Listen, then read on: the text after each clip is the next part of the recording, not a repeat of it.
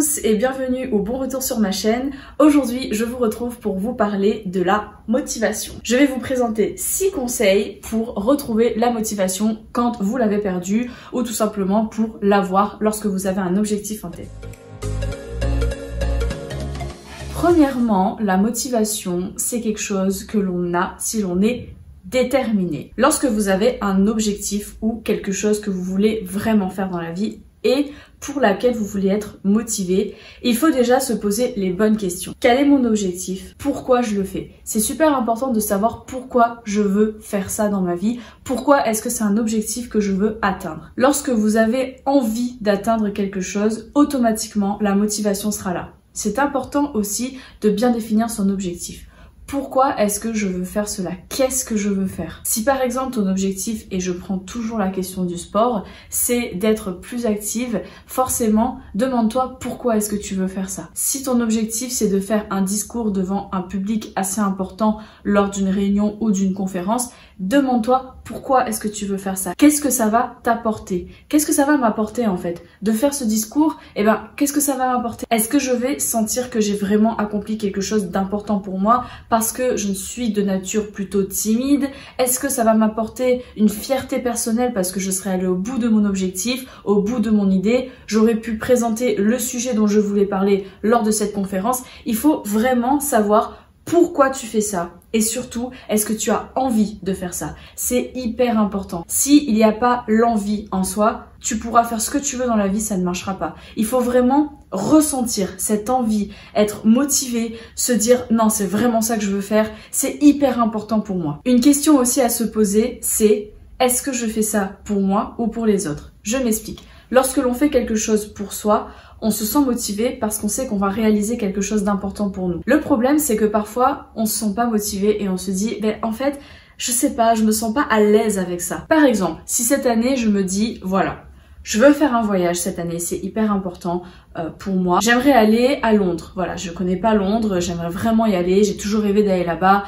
C'est vraiment quelque chose que j'ai envie de faire, j'ai envie de concrétiser. C'est un objectif que je me mets cette année. Je veux réussir à aller à Londres pour quelques jours. Là, je ressens le besoin, je ressens l'envie d'y aller pour moi. Maintenant, si je me dis, j'ai envie d'aller à Londres cette année. Si je me dis, j'ai envie d'aller à Londres cette année, mais en fait, au fond de moi, lorsque je me pose vraiment la question, je me dis, en fait, c'est pas vraiment que j'ai envie d'aller à Londres, mais c'est que mon amie, je sais pas moi, on va l'appeler Marie. On va l'appeler Marie. En fait, Marie m'a dit qu'elle y était allée et que c'était sympa et du coup, voilà, l'année prochaine, elle va encore faire un pays et moi, je suis là, j'en ai toujours pas fait un.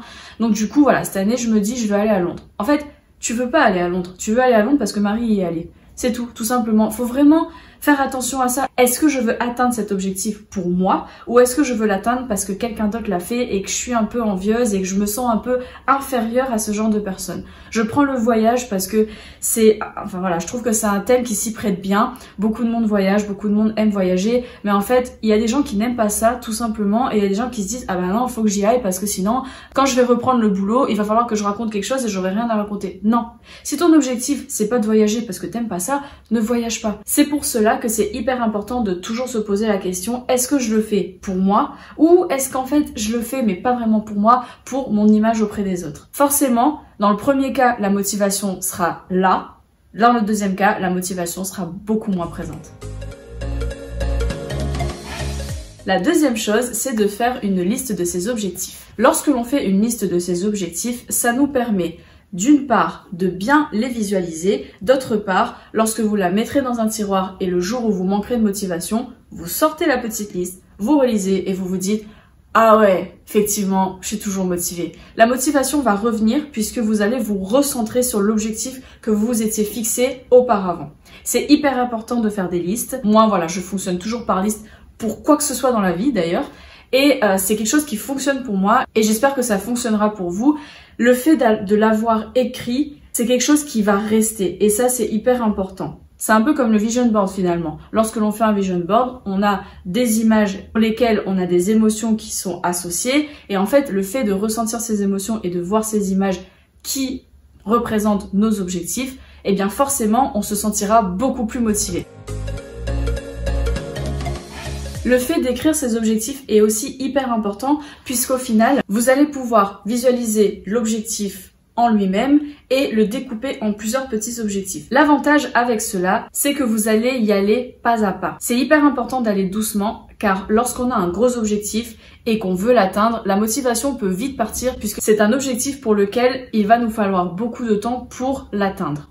Par exemple, si mon objectif c'est de me dessiner cette année, voilà, de perdre du poids, d'affiner ma silhouette, bref, d'être plus active physiquement. Eh bien, je ne vais pas me contenter de me dire je veux être plus active physiquement et aller à la salle de sport. Non, ça va être un peu compliqué. Ce que je peux faire par contre, c'est de me dire, voilà, cette année, le lundi et le mercredi, je vais à la salle de sport. Le lundi, je ferai du vélo, du cardio, du HIIT et le mercredi, je ferai une séance de musculation pour justement me dessiner et me raffermir. Là, l'objectif principal qui est je veux être actif physiquement, je veux perdre du poids, je veux me dessiner, va être beaucoup plus atteignable parce que vous l'avez découpé en petits objectifs. Donc vous serez motivé, vous vous direz ok, on est vendredi, lundi j'ai sport, j'y vais parce que je sais que je travaille pour atteindre mon objectif final, donc c'est pas grand chose, c'est 1 heure de sport, allez, je m'habille et j'y vais. Le 4e point, c'est de vous demander et si je ne le fais pas, qu'est-ce qui se passe? Quelque chose qui m'aide beaucoup aussi, c'est de me dire, voilà, j'ai un objectif. Mais qu'est-ce qui se passe si je le fais pas? Voilà, je décide d'aller à la salle de sport, mais en fait, non, je vais pas y aller. Qu'est-ce qui se passe si je le fais pas? Je vais continuer à être essoufflée lorsque je monte les escaliers, à être une larve sur mon canapé, à ne pas me sentir forcément bien parce que je bouge pas assez et du coup je serai là et en fait si ça se trouve je vais aussi prendre du poids parce que mon alimentation elle est pas non plus au top. Voilà. En fait, au final, je me dis si je le fais pas, ça m'apportera rien du tout. Donc pourquoi est-ce que je le fais pas? Viens, on y va, on le fait. Donc c'est hyper important, je trouve, de vraiment se demander si je le fais pas, qu'est-ce qui se passe? Et finalement, on se rend compte que on est plus gagnant à faire quelque chose qu'à ne rien faire du tout et à rester là sur son canapé à se dire ouais, vraiment, je devrais faire du sport. Super. Mais vraiment, en fait, faut y aller là. Ce qui m'amène à vous parler du 5e point qui est de passer à l'action. Et oui, c'est bien beau d'avoir des objectifs, de rêver, de tout ça, mais si on ne passe pas à l'action, il n'y a rien qui va se produire. On a tendance à rêver de cette situation, à se dire « Oh franchement, quand je vais atteindre cet objectif, ça sera tellement bien, je vais être super heureuse, je serai sportive, franchement j'aurai la silhouette que je veux, laisse tomber, trop bien ».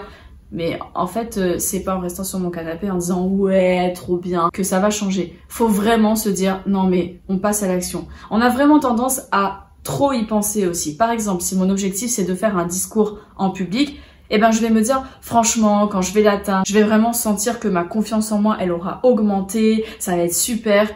Sauf qu'en fait, on est là sur notre canapé, on se dit ouais mais et si je le faisais pas? En fait ouais, je sais pas si je devrais le faire parce que au final j'ai peur, je me dis t'imagines j'y vais et tout et en fait ça se passe super mal, genre je commence à bégayer ou je sais pas, j'ai trop de sueur froide, je commence à avoir la tête qui tourne et tout, faut absolument que je sorte de scène, puis ma conférence c'est un vrai fiasco. Non, t'imagines? Ouais non. En fait, on a tendance à trop penser par rapport à cette situation et du coup de s'imaginer tout et n'importe quoi. Alors que si on s'était dit bon, j'ai un discours ce soir à faire, ça y est, c'est le moment, c'est ma conférence, j'y vais. Je me pose pas la question, j'y vais. Je veux être plus sportive cette année. Bon, aujourd'hui c'est lundi, j'avais dit que lundi j'allais à ma salle de sport. Hop, j'y vais, c'est bon. Il est 17h, bon, allez, je vais mettre mon legging, je vais mettre mon t-shirt, mes baskets, et puis on y va. Arrêtez de trop penser, de vous dire ouais, mais après, si je vais à la salle, si je rentre et qu'il est 19h30, j'aurais pas fait à manger. On s'en fout, vous verrez à ce moment-là, vous gérerez en fait à ce moment-là. Mais vraiment, ne restez pas assis sur votre canapé à trop penser à cette situation, à vraiment imaginer tout et n'importe quoi et du coup à vous stresser et à vous culpabiliser au final de ne pas le faire. Faites-le, passez à l'action. Et enfin, dernier point qui est mon 6e point, changez votre état d'esprit. C'est hyper important de changer son état d'esprit pour avoir de la motivation. Si vous êtes toujours dans un mood qui est un peu mauvais, voilà, vous êtes de mauvaise humeur tout le temps, vous faites la tête, vous dites ouais mais bon, en fait, arrêtez en fait, ça vous apporte rien au final, ça vous apporte vraiment rien. Et du coup, je vais vous donner quelques astuces pour changer en fait cet état d'esprit. Premièrement, ayez de la gratitude. C'est tellement important de remercier pour les choses que vous avez déjà. Si par exemple vous êtes dans un appartement, que vous soyez en location ou propriétaire, c'est pas ça qui importe, mais l'important c'est d'avoir un toit sur sa tête. Voilà, vous avez fait une petite déco toute mignonne qui vous fait sentir chez vous. Remerciez pour ça, remerciez pour le fait que vous ayez un toit sur votre tête, des amis que vous aimez, une famille, des enfants, un mari, une femme. Voilà, remerciez vous aussi d'être vous-même. Voilà, vous êtes quelqu'un avec des objectifs que vous voulez atteindre. C'est super, pas tout le monde est capable de faire ça, pas tout le monde a envie de trouver cette motivation, donc ayez de la gratitude pour ce que vous avez déjà. Regardez aussi votre progression, regardez d'où vous êtes parti, on est tous partis de quelque part, et au final, plus on avance dans la vie, plus on se dit « Waouh !» J'ai progressé quand même, hein. T'as vu d'où je sors? Donc c'est vraiment quelque chose d'important puisqu'au final on se dit j'ai quand même progressé, je suis sortie de là, maintenant je suis déjà arrivée à là. Ben c'est bon en fait, viens on continue. Et en fait ça vous motive naturellement parce que vous êtes tellement content, vous avez tellement de gratitude pour ce que vous avez déjà que ce que vous avez envie d'atteindre, ce que vous avez envie de plus, eh ben c'est que du plus au final. Soyez heureux pour ce que vous avez déjà. Vraiment, changez votre état d'esprit par rapport à ça, mettez plus de positif et ne vous concentrez pas sur les choses négatives. Vraiment, ça ne vous apportera rien du tout dans la vie. Deuxième chose que vous pouvez faire, allez prendre l'air, sortez. Parfois, on est chez soi et en fait, on a une semaine hyper dure. Voilà, si vous avez des enfants, peut-être que vos enfants ont envie de jouer avec vous, ont envie de voilà, vous prennent votre temps alors que vous êtes fatigué déjà par votre travail. Peut-être que votre conjoint ou votre conjointe, voilà, va vous prendre la tête sur quelques petits trucs. Peut-être que vous-même, vous allez être là et vous dire « Je suis fatiguée, franchement, j'en ai marre, que du négatif. » Vous allez ressasser du négatif, il y a vos amis qui vous prennent la tête. Bref, faites une pause, sortez. Allez prendre l'air, mettez vos baskets, sortez, marchez, allez-y là dans la rue, marchez, allez dans un parc, respirez, prenez du temps pour vous et allez-y seul ou accompagné, peu importe, mais passez du bon temps à l'extérieur. Et en fait, le fait de marcher, le fait de prendre l'air, de respirer, de changer d'air, en fait, ça va vous donner naturellement une pause à votre corps et à votre esprit. Ça va vous faire un bien fou. Et quand vous allez rentrer, vous allez vraiment avoir l'esprit qui est plus clair et vous allez vous dire « Ok, mon objectif c'était ça, je suis toujours dans la course, je suis toujours autant motivée pour le faire, allez, c'est reparti, on y va. » Et du coup, vous réglez vos problèmes, vous retrouvez naturellement la motivation puisque votre esprit est apaisé et votre corps a bougé un peu et donc forcément la motivation va revenir d'elle-même. Et enfin, dernier petit point pour changer votre état d'esprit, créer de la joie. Alors j'appelle ça comme ça parce que j'ai pas trouvé d'autre terme, mais vraiment créer votre bonheur, créer de la joie pour vous-même. Qu'est-ce que j'entends par là? Tout simplement remerciez, ayez de la gratitude, sortez prendre l'air, écoutez de la musique qui vous fait danser, faites des grimaces devant un miroir, regardez des comédies qui vous font rire, des vidéos où vous rigolez, riez, c'est tellement important. Aimez, donnez de l'amour autour de vous, donnez-vous de l'amour, mais donnez aussi de l'amour à vos proches. Voilà, toutes ces petites choses vont participer à votre bonheur et c'est hyper important d'être heureux, d'être bien dans sa peau avant d'avoir des objectifs en tout genre. Il faut vraiment changer votre état d'esprit pour être plus positive et vraiment beaucoup moins vous concentrer sur toutes ces choses négatives qui nous empêchent d'avancer. La motivation va venir d'elle-même, vous allez forcément la retrouver et même naturellement en fait en faisant ces petites choses, on se rend compte qu'elle revient et on se dit waouh, mais j'ai la niaque de fou aujourd'hui, je sais pas pourquoi, mais viens, je défonce tout. Voilà, c'est exactement ça. Vous foncez, c'est parti et c'est super. Voilà, j'espère que cette vidéo vous a plu. Moi, je vous dis à la semaine prochaine pour une nouvelle vidéo. En attendant, portez-vous bien, prenez soin de vous. Vous êtes la personne la plus importante pour vous, ne l'oubliez jamais. Bisous!